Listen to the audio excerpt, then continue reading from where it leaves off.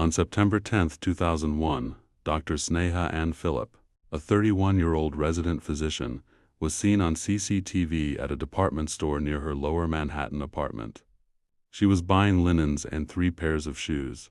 It was a mundane evening of errands, but it would be the last time she was ever confirmed to be alive. By the next morning, the world in Sneha's life would change forever. Sneha's husband, Ron Lieberman, returned home late that night from work. Sneha was not there, which wasn't entirely unusual as she sometimes stayed out with friends. However, the shopping bags from her trip were missing, and the bed had not been slept in. As the sun rose over New York City on September 11th, Ron assumed she had simply spent the night elsewhere and would return soon. At 8:46 a.m., American Airlines Flight 11 struck the North Tower of the World Trade Center, just blocks from Sneha's home. As the second plane hit and the towers eventually collapsed, the city descended into a hellscape of ash and terror. In the chaos, Ron's concern for his wife turned into a frantic search. He hoped she was already at a hospital, using her medical skills to help the injured. In the immediate aftermath, Sneha's family believed she had died a hero. They speculated that as a doctor, she would have naturally run toward the towers to provide emergency aid. This narrative provided a sense of purpose to her disappearance. She was initially listed as one of the thousands of victims of the terrorist attacks. Her name a symbol of medical sacrifice in the face of evil. As the dust settled, the NYPD began a standard missing persons investigation. They found that Sneha's life was more complicated than her family portrayed. She had recently been fired from her residency at Cabrini Medical Center and was facing criminal charges for a false claim of sexual harassment. This led detectives to wonder if 9/11 was a convenient cover for a different fate. A grainy CCTV video from Sneha's apartment building, recorded at 8:43 a.m. on September 11th, showed a woman resembling Sneha entering the lobby. She waited by the elevator for a moment and then left just as the first plane hit. Ron believed it was her, noting her hair and dress. However, the woman was not carrying shopping bags, leaving the investigator to doubt it was actually Sneha. Police reports suggested Sneha frequented lesbian bars and had been struggling with substance abuse and depression.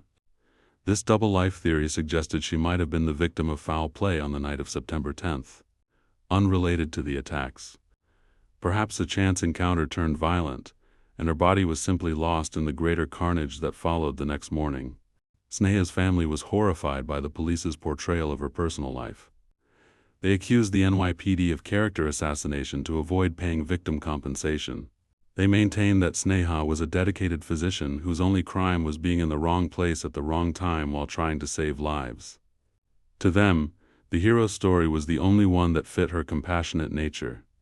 The legal battle over Sneha's death reached the courts. To be eligible for the 9/11's Victim Compensation Fund, her family had to prove she died at the World Trade Center. Initially, a surrogate court judge ruled against them, stating there was no evidence she was at the site.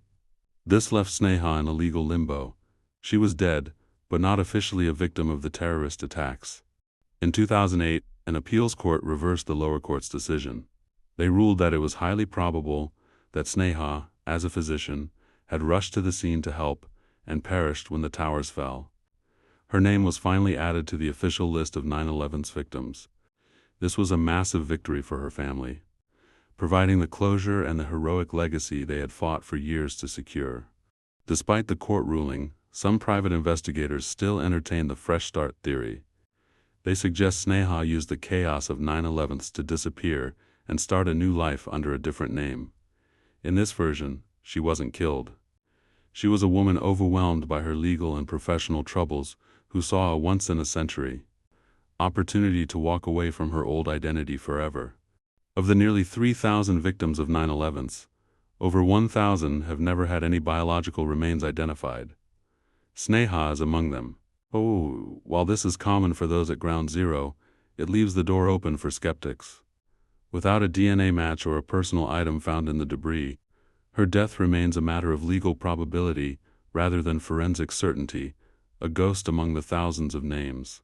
The mystery of where Sneha spent the night of September 10th remains the biggest hole in the case. No one has ever come forward to say she was with them. She didn't use her credit cards or phone after the department store. That missing 14-hour window is the black hole of the investigation, the time when her true fate, be it murder, flight, or a quiet night alone, was likely decided. Today, Sneha Ann Phillip's name is inscribed on the south pool of the National September 11th Memorial. It sits among the other victims, a permanent part of the city's history. To the millions who visit, she is one of the fallen. Her story is a reminder that behind every name on that wall is a complex human life that was interrupted by a day that redefined the modern world.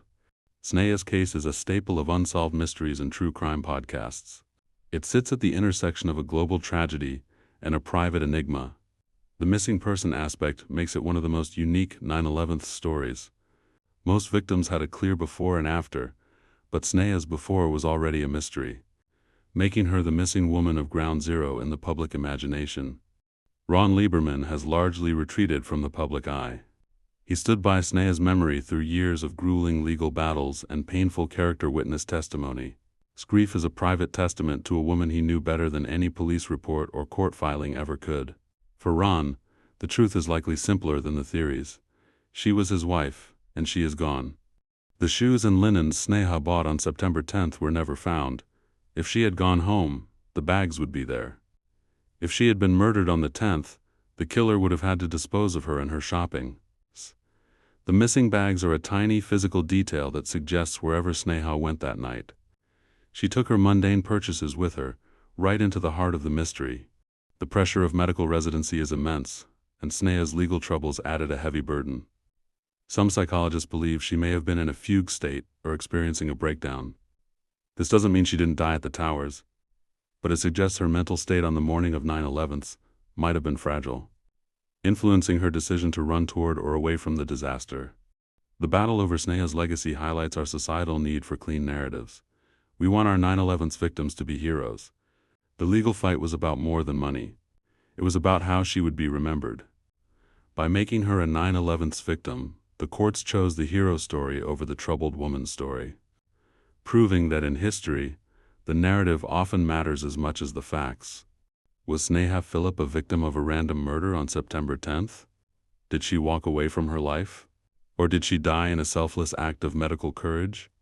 We will likely never know for sure. She remains a symbol of the thousands of stories that were swallowed by the ash of Lower Manhattan. A woman whose final chapter was written in the smoke of a world that was being torn apart.